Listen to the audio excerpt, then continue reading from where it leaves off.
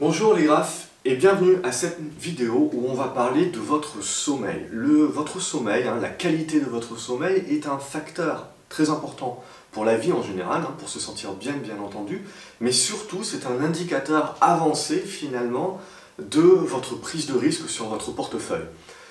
Je reçois souvent des questions de personnes qui me demandent « Voilà Julien, qu'est-ce que tu penses de telle action? Je ne sais pas vraiment où ça va. » Et voilà, je dors pas bien la nuit et je me pose beaucoup de questions. Du coup, ça me rassurerait, entre guillemets, que tu me dises où est-ce que ça va aller pour que je puisse me conforter.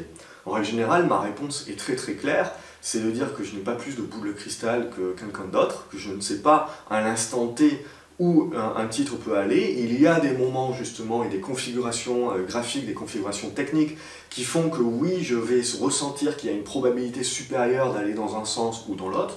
Mais au final, c'est le marché qui décide, donc j'ai jamais de boule de cristal.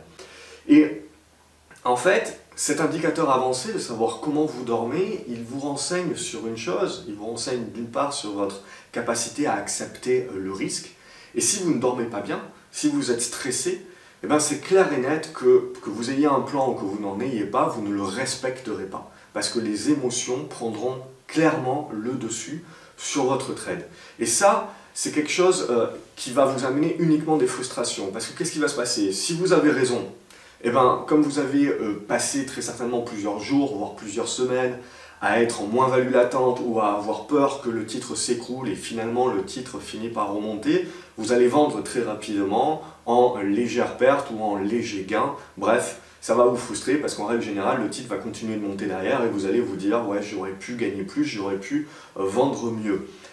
En occultant le fait que l'erreur, c'est pas finalement d'avoir vendu avec un petit gain, l'erreur, c'est au final d'avoir laissé quelque part une position qui était en perte, de manière complètement passive, devenir quelque chose, un facteur de risque et un facteur de stress pour vous, jusqu'à potentiellement vous faire passer quelques nuits blanches et vous faire stresser, vous faire vérifier les indices boursiers, comment ça va ouvrir, etc. sur les marchés asiatiques, pour avoir une idée de comment ça ouvrira le lendemain sur les marchés européens et les marchés américains derrière qui sont également votre indicateur. Donc derrière, ça vous focalise, ce stress-là vous fait stresser, vous fait en sorte que vous allez vous focaliser, passer énormément de temps à regarder la moindre variation, ce qui amène encore plus de stress puisque évidemment vos émotions sont contrebalancées par le bruit de marché court terme.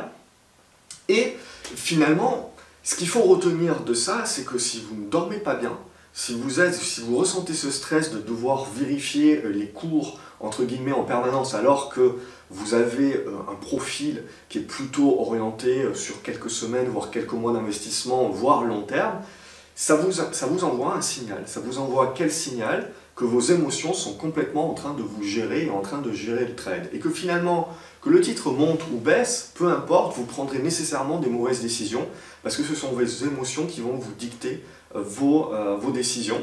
Et à ce moment-là, vous allez très certainement à un moment donné vendre au plus bas puisqu'il y aura un moment donné où vous ne pourrez plus supporter la perte et donc vous finirez par vendre. Et tout ça, ça vous enverra, justement, ça ne fera que vous frustrer parce qu'en règle générale, vous allez vendre au plus bas et le titre va remonter.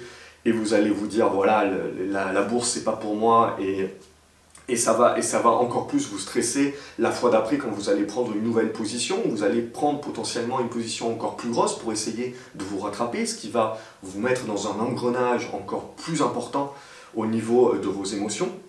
Et donc on en revient toujours au même point.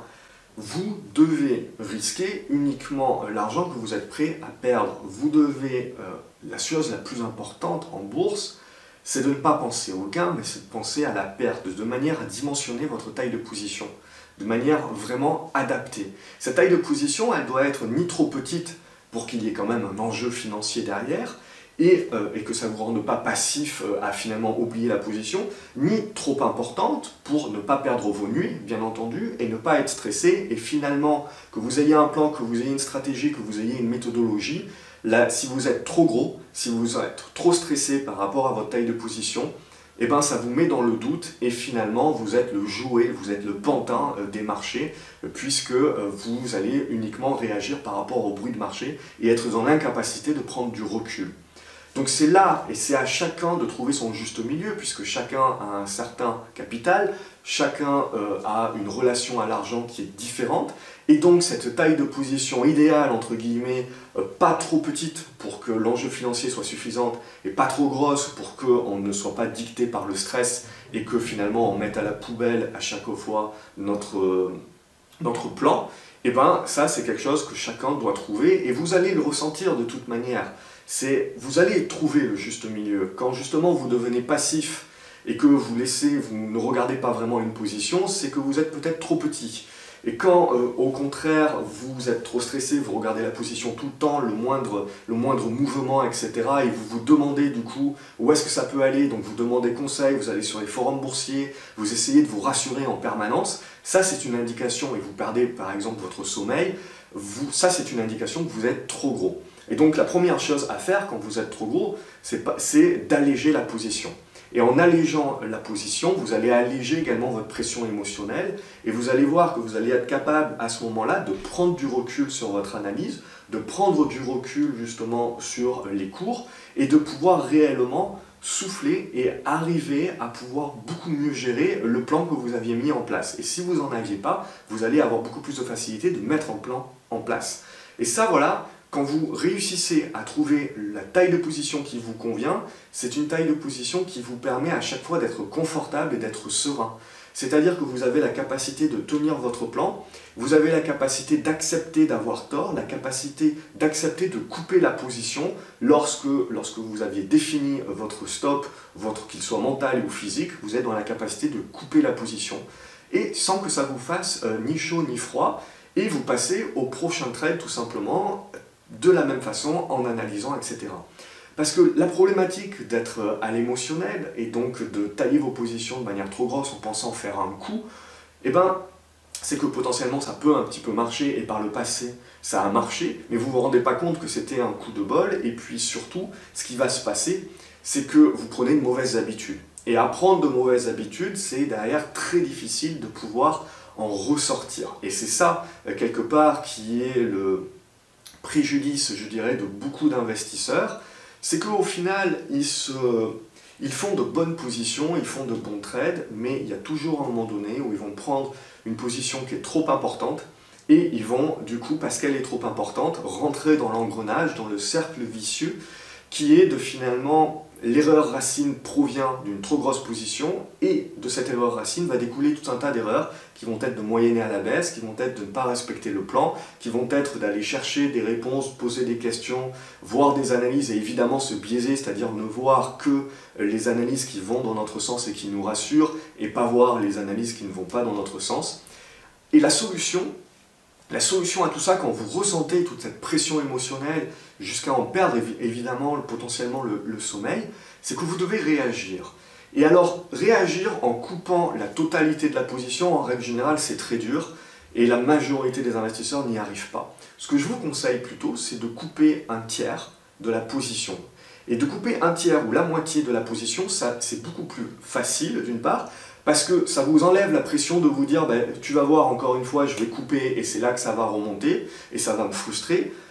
Là, vous gardez quand même un petit peu une taille de position qui va faire que justement, si jamais ça remonte, vous n'avez pas la frustration totale parce que vous avez conservé une moitié, voire les 2 tiers de la position, et donc vous pouvez surfer sur le rebond et à la limite, voilà, éviter d'être frustré justement par ce tout blanc ou ce tout noir. Je vois souvent des investisseurs rentrer en une fois, quasiment all-in, et puis derrière évidemment être énormément stressé parce que la taille de position est trop importante, et puis derrière se résoudre finalement à sortir là également en une fois, all-out, et puis derrière être évidemment frustré parce qu'en règle générale ils se dégoûtent de cette action-là, ils arrêtent de la suivre, et puis leur analyse finira par être validée par le marché et l'action pourra prendre 10, 20, 30%.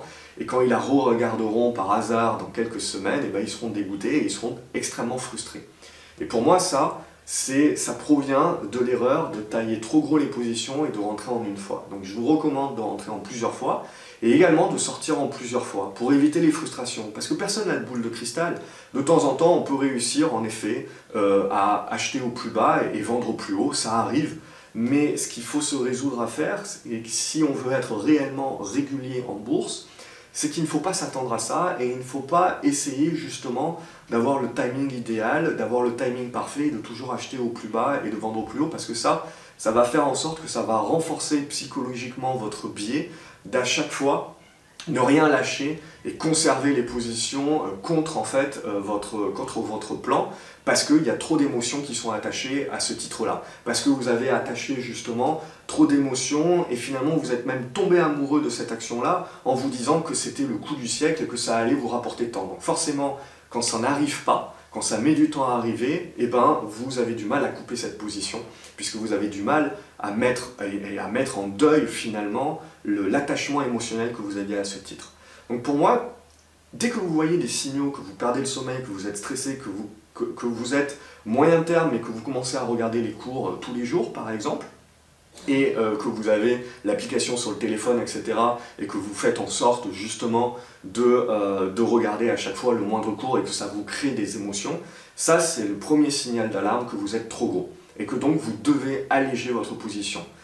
Vous coupez la position, pour moi, ça ne sert à rien de vous donner ça comme conseil parce que la plupart des gens n'y arriveront pas. Donc il faut alléger la position d'un tiers ou de la moitié. Et ça, vous allez voir, ça va déjà vous créer un soulagement émotionnel. Ça va vous permettre également de refaire votre analyse, de refaire votre plan avec une meilleure prise de recul et d'être beaucoup plus factuel et d'être beaucoup plus rationnel également dans votre décision. Et donc vous allez voir que potentiellement, ça va également faciliter plus tard le fait que vous allez pouvoir sortir l'autre moitié de la position beaucoup plus facilement en acceptant au final beaucoup plus simplement la perte plutôt qu'en essayant de sortir la totalité de la position un petit peu au mieux. Et ça, en règle générale, ça marche jamais et on ne fait qu'enfoncer le clou et on ne fait en fait que transformer une petite perte ou une moyenne perte en une plus importante perte. Et ça, c'est quelque chose évidemment qu'il faut éviter. Toujours penser protection du capital. Donc voilà un petit peu mon conseil du jour. C'est, voilà, si vous perdez le sommeil, si vous êtes stressé, si vous commencez à poser des questions et à essayer de vous rassurer en posant des questions et des analyses, etc., à d'autres personnes, il faut faire très attention par rapport à ça, justement. Et c'est votre première indication que votre taille de position est trop importante et que pour vous soulager et pour prendre le recul nécessaire, il faut alléger la position. Voilà, j'espère que ce conseil vous a plu. Si tel est le cas, n'hésitez pas à aimer la vidéo et puis à la partager également. Abonnez-vous à la chaîne pour louper aucune autre vidéo. Et puis également dans le descriptif, je mets tout un tas de liens qui vous permettent d'aller plus loin via des articles et d'autres vidéos notamment. Donc n'oubliez pas de dérouler le descriptif de la vidéo. Ça vous permettra d'aller chercher d'autres informations et d'aller encore plus loin avec d'autres conseils. Je vous souhaite une excellente journée et donc n'hésitez pas également en commentaire à me poser toutes vos questions et puis ces questions-là peuvent également me servir à faire des vidéos et donc peuvent être utiles pour d'autres personnes. Donc n'hésitez pas vraiment à me poser vos questions, j'y répondrai avec plaisir et potentiellement ça peut me donner des idées également pour d'autres vidéos pour toujours chercher à vous aider au mieux que je puisse.